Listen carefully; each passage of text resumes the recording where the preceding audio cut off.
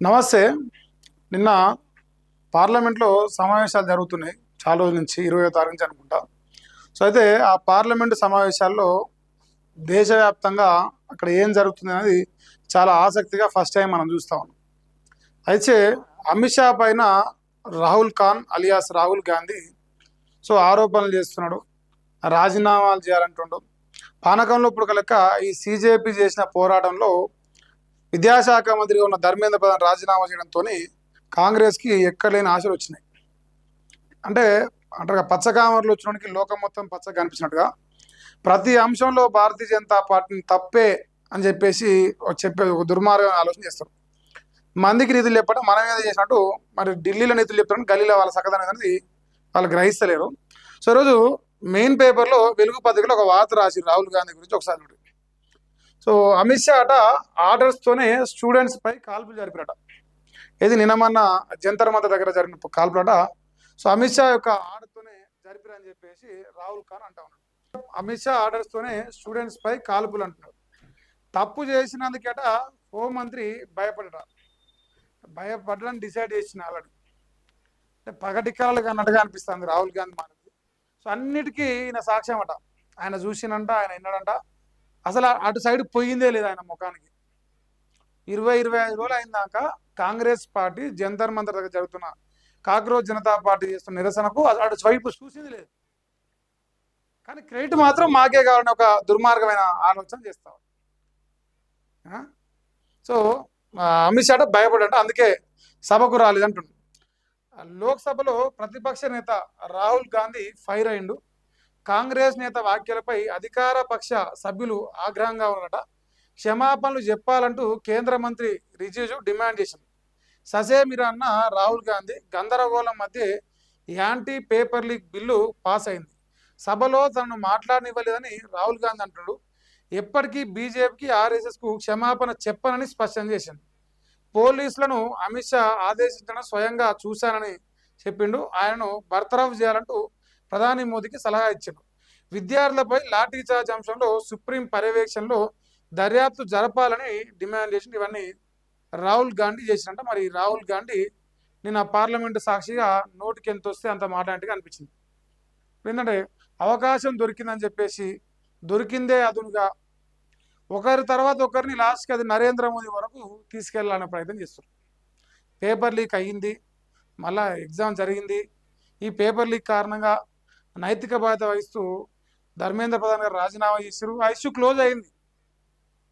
కానీ ఆ పేలెట్లు వేల్చిర్రు. దానికి కారణం అమిత్ షానే. అమిత్ షా చెప్తేనే వేల్చిర్రు. నేను చూసిన అంటాను. మరి చూస్తే సాక్ష్యం ఉంటుందిగా. వాళ్ళు ఏమంటారు, నువ్వు ఎడ చూసినావు, ఏం కథ, ఎవరు చెప్పిండు? ఫస్ట్ అమిత్ షా గారికి క్షమాపణ చెప్పాలంటే ఆయన బీజేపీకి ఆర్ఎస్ఎస్కు క్షమాపణ చెప్పట. ఆయన అక్బర్లకు, బాబర్లకు, బీర్బర్లకు, పాకిస్తాన్ వాళ్ళకు, బంగ్లాదేశ్ వాళ్ళకు, తర్వాత జోర్జ్ సోరస్ ఉంటాడు, వానికో క్షమాపణ చెప్తాడంట. భారతీయులకు క్షమాపణ చెప్పడు. భారతీయుల పైన, భారత ప్రభుత్వం పైన, భారత ప్రభుత్వంలో పనిచేస్తున్న మంత్రుల పైన ఏదైనా మాట్లాడతాడు. కానీ తప్పు ఒప్పుకునే ధైర్యం మాత్రం కాంగ్రెస్ పార్టీలకు లేదని ఆనాటి నుంచి తెలుసు. కాబట్టి మరి ఆయన ఒప్పుకోడంట. మరి ఇప్పుడు నిజంగా పేపర్ లీక్ల పైన ఇంత బ్రహ్మాండంగా మాట్లాడుతున్న ఇదే రాహుల్ ఖాన్ గారు గతంలో మీ ప్రభుత్వాలు నడిచినప్పుడు మీరేం మాట్లాడారో ఒకసారి సోషల్ మీడియా వస్తుంది చూసుకోండి. సోషల్ మీడియా ఏడు దోషుల మనెత్తి పోస్తున్నారు గతంలో కాంగ్రెస్ ప్రభుత్వంలో జరిగిన పేపర్ లీక్ల పైన. అట్లీస్ట్ ఈరోజు ఎన్డీఏ ప్రభుత్వం నైతిక బాధ్యత వహిస్తూ సానుకూలంగా స్పందిస్తూ ఇలా బిల్లు పాస్ చేసింది, పేపర్ లీక్ బిల్లును. మీ యొక్క చరిత్ర ఏంది, మీ యొక్క వ్యవహార శైలి అంటే మీరు దయ్యాలకు దోషిపెట్టినట్టుగా ఈ దేశంలో పేపర్ లీక్లు 1 కాదు 2 కాదు 100లలో జరిగింది. ఇంకొకటి, ఈ గన్నులు పట్టుకొని లేదంటే ఈ పేలెట్లు వేసిరని చెప్పి అంటారు కదా. తెలంగాణ రాష్ట్రంలో నిరుద్యోగులు ఎంతమంది పైన రేవంత్ రెడ్డి గారు లాఠీ చార్జ్ చేసారో సోషల్ మీడియాలో ఇప్పుడు కూడా ఉన్నాయి. ఇప్పుడు రాహుల్ గాంధీ ఏంటంటే ఆయన దేశకీ నేత కానీ పగటికల్గా అంటాను ఎప్పటి నుంచో. ఆయన జీవితంలో ప్రధానమంత్రి కావాలి, ఆయన బాధ అది. ఇప్పటికీ 60 దగ్గర పడ్డాడు. ఆయన ప్రధానమంత్రి కావడానికి ఆయన దగ్గర సత్తా లేదు. లోకం చూస్తున్నా ఆయన దగ్గర సత్తా లేదు. ఇంకా మల్ల జన్మెత్తినా కూడా ఆయన ప్రధానమంత్రి కలనని అంటారు. ఇప్పుడు ఏంటంటే ఆ కాక్రోచ్ జనతా పార్టీ కొంచెం సక్సెస్ అయింది కదా ప్రజలల్లా. సో ఇదే పంతాను మనం ఎంచుకోవాలి. ఇక నరేంద్ర మోడీకి బలమైన పట్టు అమిత్ షా కాబట్టి ఇప్పుడు అమిత్ షా చేయించాలని చెప్పాలి. సో అమిత్ షాని ముందరుండి చేయించండి, అందువల్ల అమిత్ షాను తప్పించాలని సలహా ఇస్తారంటారా రాహుల్ గాంధీ నరేంద్ర మోదీ గారికి. అంటే దయ్యాలు వేదాలు వెలిసినట్టు అనిపిస్తుంది కాంగ్రెస్ వాళ్ళు నిధులు చెప్తా ఉంటే. మీ యొక్క చరిత్ర ఏంది? లేదు, కాంగ్రెస్ ప్రభుత్వం ఉన్న రాష్ట్రాల్లో ఇప్పుడు మీ చరిత్ర ఏంది? మరి వాళ్ళు నైతిక బాధ్యత వహించరు. మీరు ఎక్కడైతే ప్రభుత్వంలో ఆయా రాష్ట్రాల్లో మీరు నైతిక బాధ్యత వహిస్తురా? శూన్యం. ఈ రాహుల్ గాంధీ తెలిసిందో లేదు, ఇంకా హైదరాబాద్లో నీ తెలంగాణ కాంగ్రెస్ ప్రభుత్వంలో ఓఎంఆర్ సీట్లు బజార్లో పడ్డాయి, బజార్లో రోడ్డు మీద పర్వతాలకు వచ్చినాయి. మన విద్యాశాఖ మంత్రి గారు రేవంత్ రెడ్డి గారే రాజీనామా చేయాలని డిమాండ్ చేస్తే బాగుంటున్నాయి. మరి అంత నియతిగాలు కాదు కదా మీరు, అందుకే మీరు డిమాండ్ చేయాలంట. సో ఇప్పుడు ఇష్యూలో ఈ బుల్లెట్లు వేల్చిర్రు అని చెప్పేసి ఇది ఒక్కదాన్ని చర్చ లేవనెత్తున్నారు పార్లమెంట్లో కాంగ్రెస్ పార్టీ వాళ్ళు. అయితే వీళ్ళేమంటారు, ఒక్క తూటా కూడా పేలలేదు అంటారు. విద్యార్థులపై ఒక్క తూటా కూడా పేలలేదు, కేవలం టియర్ గ్యాస్ మాత్రమే వదిలిరట, మాత్రమే ప్రయోగించారు, తూటాలు పేలనే లేదంటే దానికి అనుమతి ఇచ్చారన్న ప్రశ్నే ఉత్పన్నం కాదు. అసలు కాల్పులు జరపాలని ఆదేశాలు ఇచ్చే అధికారం మంత్రి గారికి ఉండదు, అది కలెక్టర్ పరిధిలోనే ఉంటుందని చెప్పేసి మరి కేంద్ర మంత్రి జితేంద్ర సింగ్ దానికి కౌంటర్ కొట్టిండు. ఆయన అసలు మేము ఇది టియర్ గ్యాస్ తప్ప అసలు బుల్లెట్ల జోలికే పోలేదు, ఒకవేళ మీరు బుల్లెట్లు ప్రయోగించారు అంటారు కదా, అసలు బుల్లెట్లు ప్రయోగించాలా వద్దా అని చెప్పేసి మంత్రి చెప్పరు, అది కలెక్టర్ స్థాయి వరకే డెసిషన్ అయిపోతుంది. మంత్రి ఎందుకు చెప్తారా నాయన, నువ్వేడినో నీ దేడిది మాకు పాడుగానని చెప్పేసి. సో మన రాహుల్ ఖాన్ ఏమంటాను ఇక్కడ, అయ్యో పోలీసులను అమిత్ షా ఆదేశించడం స్వయంగా చూసినని చెప్తున్నాడు. ఆయన కళ్ళతో చూసినట్ట. మరి నిజంగా కళ్ళతోని ఈ దేశంలో లేని మన రాజ్యాధికారంలో ఎక్కడా కూడా లేని అవకాశాన్ని ఎట్లా అమిత్ షా చెప్పిండు, మరి నువ్వు ఎట్లిన్నావు? ఆయన ఏమంటాడు, అసలు ఆ లెవెల్ ఏమంటారు ఈ బుల్లెట్లు ప్రయోగించాలా వద్దా అనేది ఒక కేంద్ర మంత్రి తీసుకునే నిర్ణయం కాదు, లేదంటే ఆయన చెప్పాల్సిన స్థాయి కాదు ఆ విషయం, అది ఐఏఎస్ ఆఫీసర్ దగ్గర ఆగిపోతుంది. మరి ఆయన ఎప్పుడు చెప్పిండు, నువ్వు ఎప్పుడు విన్నావు? ఇప్పుడు ఏంటంటే నరేంద్ర మోడీ అమిత్ షా ఇద్దరు కలిసికట్టుగా పనిచేసి జోడెద్దులాగా ఇలా ఎన్డీఏ ప్రభుత్వాన్ని నడిపిస్తూ వస్తారు గత 12 సంవత్సరాలుగా. ఇప్పుడు వీళ్ళిద్దరిని విడదీయాలి, అమిత్ షాని ఇప్పుడు తప్పియాల్సి వస్తే ఒకవేళ తప్పించే పరిస్థితులు ఉంటే నరేంద్ర మోదీ ఒంటరోడు అయిపోతాడు.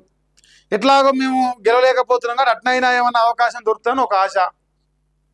ఇప్పుడు అమిత్ షా అయిపోయింది, ఇక రేపో మాపో మళ్ళీ వచ్చి నరేంద్ర మోడీ కూడా రాజీనామా చేయాలి, ఇదంతా నడిపించింది నరేంద్ర మోదీ ప్రభుత్వం అంటారు. సో ఇదేంటంటే మనకు చేతగానప్పుడు, మన దగ్గర శక్తి లేనప్పుడు ఎవరికైనా అవకాశం దొరుకుతుంటే వాని అవకాశాన్ని దొంగిలించే ప్రయత్నం. ఇప్పుడు ఏంటంటే పార్లమెంట్లో వీళ్ళు మెంబర్లు కావాలి, వీళ్ళు ప్రతిపక్ష పాత్ర పోయిస్తున్నారు కాబట్టి వీళ్ళు డ్రామాలు ఆడుతున్నారు. అంతేనా కాదా? దేశం మొత్తం చూస్తుంది రాహుల్ గాంధీ ఏం చేస్తుండు. మరి జంతర్ మంతర్లో 25 వరకు ఎందుకు రాహుల్ గాంధీ లేడు? లేదు, పేపర్ లీక్ ఎన్ని రోజులు అవుతుంది, రాహుల్ గాంధీ ఏం చేసిండు? మంది పెళ్లికి మంగళారతి వెళ్ళినట్టు వాళ్ళలో యువకులు వాళ్ళు పోవడం చేస్తే నువ్వెట్లా క్రెడిట్ పొందాలని చూస్తున్నావు? సో ఇవన్నీ ప్రశ్నలు అయితే ఉత్పన్నం అవుతున్నాయి. ఇప్పుడు అమిత్ షాను రాజీనామా చేయాలనే డిమాండ్తో మన రాహుల్ ఖాన్ గారు ఆ మరణ నిరాహార దీక్ష కూర్చోవాలని నేను కోరుకుంటున్నాను. అంటే మీకు నిజంగా నియతి ఉంటే, మీరు నియతి అయితే ఆ పని చేయరు, మరి నియతి ఉందా లేదా మీరు చెప్పాలి. ఇక విద్యా వ్యవస్థ అంట సంఘ్ అంట శాసిస్తుందంట. కేంద్ర విద్యాశాఖ మంత్రి ధర్మేంద్ర ప్రధాన్ రాజీనామా కంటి తుడుపు చర్య అట. చర్చకు జడిసే అమిత్ షా సభకు రాలేదు. లోక్సభలో యాంటీ పేపర్ లీక్ బిల్లుపై చర్చ సందర్భంగా రాహుల్ వ్యాఖ్యలు, ఈడియట్స్ అంధభక్తులు అంటూ మాటలంట. అధికార పక్ష సభ్యుల అభ్యంతరాలు రికార్డు నుంచి తొలగించారట. గందరగోళం మధ్య బిల్లును ఆమోదించరు. షాను మంత్రి పదవి నుంచి తొలగించాలి. విద్యార్థులపై పెల్లెట్ గన్లతో కాల్పులు. విలేకరుల సమావేశంలో రాహుల్ ఆరోపణలు. ప్రియాంక క్షమాపణలు చెప్పాలి. నిరాధార ఆరోపణలు చేసిన ఆమెను బహిష్కరించాలని స్పీకర్కు జోషి ఫిర్యాదు చేసిండు. సో నా వద్ద వీడియో సాక్ష్యాలని ప్రియాంక గాంధీ అంటుంది. సో ఇటు పక్క అన్న ఇటు పక్క చెల్లె ఇద్దరు కలిసి బాగానే పార్లమెంట్లో గలాట సృష్టించడానికి ప్రయత్నాలు చేస్తారు. సరే, దేశం మొత్తంలో మీ శక్తి ఎంత, నరేంద్ర మోదీ శక్తి ఎంత? ఇప్పుడు నరేంద్ర మోదీ గారు మరి యువకులు చేసిన పోరాటానికి స్పందించరా లేదా, స్పందించి వాళ్ళు నిర్ణయం తీసుకురా లేదా ఎంత సొసైటీ ముందు కనిపిస్తున్నది, సమాజం కూడా ఉన్నది కదా. మరి రాహుల్ గాంధీ కుప్పిగంతులు ఎత్తాండు, ప్రియాంక గాంధీ కుప్పిగంతులు ఎత్తాంది, మరి వీళ్ళు ఇన్ని రోజులు ఎందుకు లేరు? నీట్ పేపర్ లీక్ అయిన డే 1 నుంచి వీళ్ళు ఏం చేశారు? గుడ్డిగురాల పన్ను దొంగిరా ఇప్పుడు జనం అనుకుంటారు కదా. సో ఏది ఏమైనా ఈయన క్షమాపణ చెప్పాడు, తప్పులు చేస్తామంట, క్షమాపణ చెప్పాడు. అందుకే మా దరిద్రం ఆ పార్టీకి ఉన్నది. ఇక మనకున్న అవకాశం వల్ల ఏంటంటే ఇక మరి పాకిస్తాన్కో, బంగ్లాదేశ్కో, ఇంకా జోర్జు సొరోస్కో, ఇంకోనుకో క్షమాపణ చెప్తాం. మన వ్యవహార శైలి ఏంది కాంగ్రెస్ అంటే ఈ దేశానికి వ్యతిరేకంగా పనిచేసే శక్తులతో చేతులు కలుపుతాం. సో ఈయన రాజీనామా డిమాండ్ చేస్తానంట. రాజీనామా డిమాండ్ చేసి మరి ఈయన 399 అవుతుంది మలతేపకు. ఈ తేప కాదు, మలతేపకు 399 నేను కూడా కోరుకుంటున్నాను మనస్ఫూర్తిగా. అయితే సంతోషమే కదా.